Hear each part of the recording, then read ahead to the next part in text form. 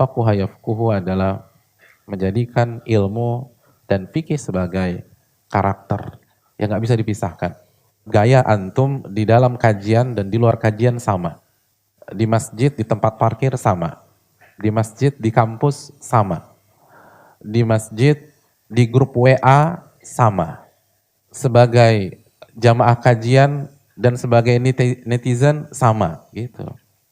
Itu fakuh. Adapun jika kita bermuka dua, kita belum jadi fakuh yafkuhu. Dan disitulah puncak kebaikan seseorang. Kalau kita sudah bisa jadikan fikih sebagai karakter. Setiap sudut pandang kita ilmiah, setiap sikap kita ilmiah.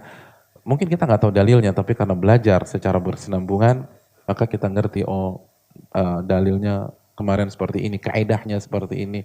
Kapan harus diam, kapan harus berbicara, tahu. Kalau berbicara apa yang harus dikatakan, dia tahu juga.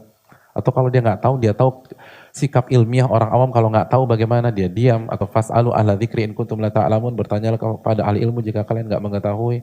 Dia nggak akan asbun, dia nggak akan berani macam-macam. Maka pada saat itu dia fakuhu. Itu orang-orang terbaik. Jadi PR kita adalah bagaimana menjadikan ilmu dan fikih sebagai karakter. Bukan hanya sekedar hafal. Bukan hanya sekedar paham.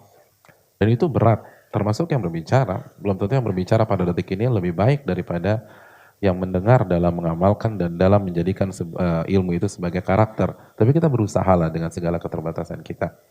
Jadikan sebagai karakter dan tabiat. Jadikanlah orang yang ilmiah. Cara berpikirnya ilmiah.